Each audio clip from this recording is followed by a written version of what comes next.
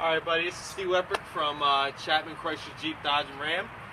So I'm going to be doing a walk around of a Dodge Durango SXT all-wheel drive.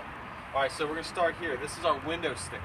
Okay, so this is going to tell us all our functional and safety features, our interior, and all of our optional features also, which I'm going to go over with you anyway. So basically to start, it's going to be a, exterior is going to be a black crystal pearl coat.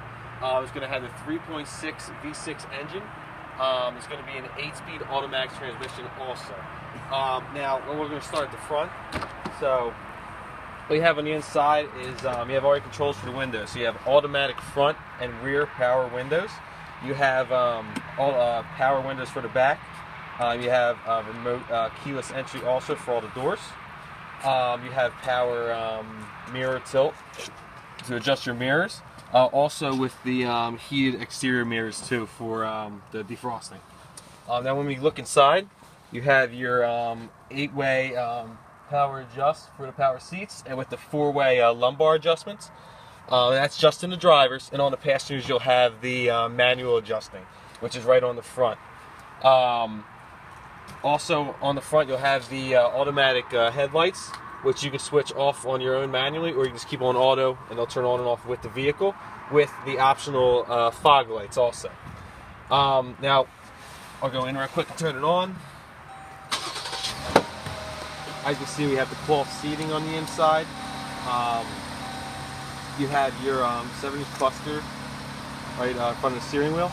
This will tell your speedometer, your RPMs, your gas mileage. I'll tell you how many miles you have until empty. You have trim information. It'll show your auto stop start feature, which turns off the engine when you stop at a red light. That's for all emissions features that they added. You can look at all your audio, any messages that you have stored. You can do a different screen setup. You can have all personalization of everything you like on the screen. And also, you have your speedometers you can change from analog to your digital. A big thing that everybody really likes actually is this screen right here, which is your vehicle info. You can see exactly what your battery voltage is at. You can see your tire pressures, all 4 tires exactly. You can see your trans temperature, your oil temperature, your oil pressure, oil life, and battery voltage. So all the stuff that you used to have to go and check on your own, it tells you right here on this screen. Now if we move over to the center console right here, you're going to have the Uconnect system. This is an 8.4-inch touchscreen system. Now you can have your radio with your FM, your AM, and your satellite radio. Very easy, very simple, just touch and it moves right to the what you selected. All your presets are above. All you have to do is hold your finger in till it blinks, and it sets it up right there for you, and that's the channel you're on now. FM, same thing. Sirius satellite radio, same situation. They have different presets for each AM, FM, and Sirius.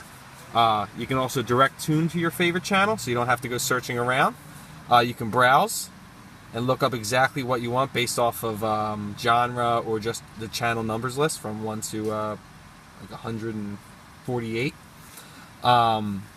You can set up traffic and weather, your favorite traffic and weather channel from Sirius, and also you can favorite songs. And Sirius is free with all Chrysler, Jeep, Dodge, Ram vehicles for the first year you have the vehicle. And after that, you can get a subscription.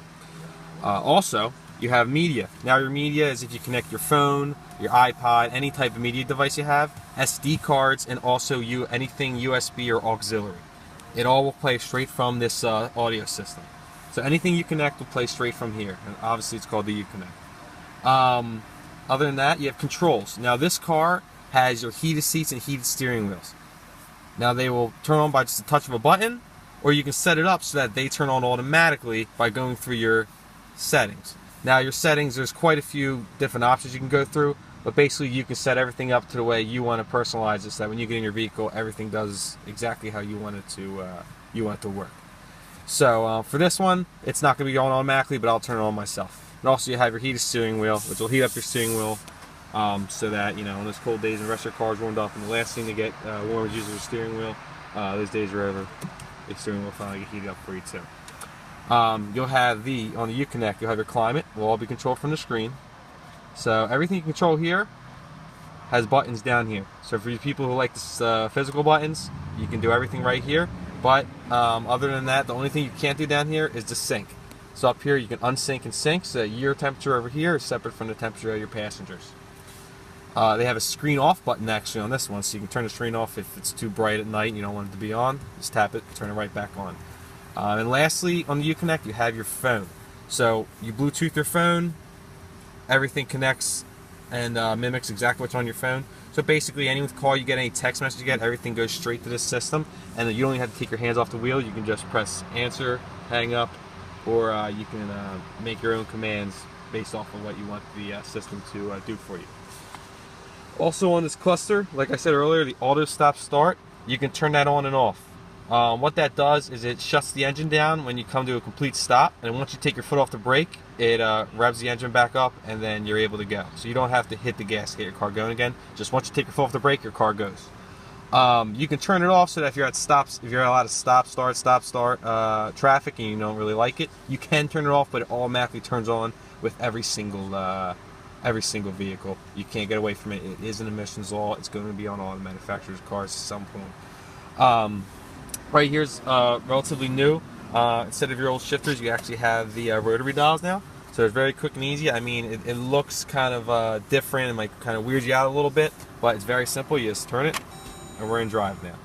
Turn again. I'm in neutral. And one more time, I'm in reverse. And when I'm in reverse, it'll throw on my backup camera. Now my backup camera is going to give me the red, yellow, and green lines.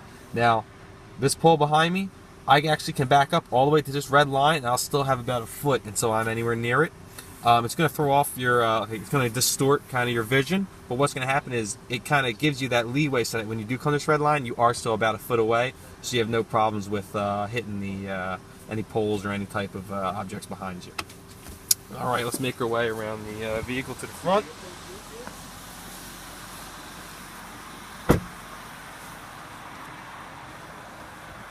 Alright, so on the front you're going to have your fog lights, which are automatic, where you can choose to turn them on yourself. You have your headlights with the regular halogen headlamps, with the just the regular halogen headlamps. Around on this side, with this door, like I said earlier, the passenger seat is not powered. It's going to be manual. So it's going to be right in the front. You're going to have a bar adjustment. Go to move the front and backwards, just with the bar. It's pretty simple, pretty easy. It's standard on most vehicles. Plus you get like the left key backwards, which give you the powered passengers also. Now your rear seats. This is a Durango, so it's going to have 3 rows. So this is your second row. Your second row, again, this is all cloth. Just adjusting right here, recline and move the seats up and down. But to flip it, what we do is lift it all the way down, and pull the strap, and this is how you get into the third row. So all you do is throw the seat down, pull the strap, and the seat pops right up. Very easy, very simple. You can get right into the vehicle. Other than that, this is an SXT, so this is one of your basic models of a Durango. There's obviously a lot more options you can get on these vehicles. Now for the trunk, it's a manual, so you just pop it open, close up all on your own. So your trunk obviously looks very small right now because you had the third row up. All you have to do, pop these down. Now you got a full-size trunk. Okay. So other than that though, when you open this up, you have more storage under here. This is where you find a jack and the access to the spare tire. What you do is, for these bigger SUVs, is you're going to have to get the jack out. What you do is you're going to go underneath here. So I know a lot of people don't really notice this about their cars, no one really gets this explained to them. All you do is pop this cap up, you're going to spin that, and all you see is your tires start falling down. You go in, grab it, pull it right out from underneath the car. It's very simple, but like I said, not many people go over that with their customers, so half the customers are getting flat tires, don't know how to get their tire out of the trunk. Other than that, that's about it for the Dodge Durango SXT. I'm Steve Wepryk. Please come to Chapman, Chrysler, Dodge Ram. I'd love to help you out. And be sure to look for me on our website, because I'll be going over all the other trim levels of the Durango.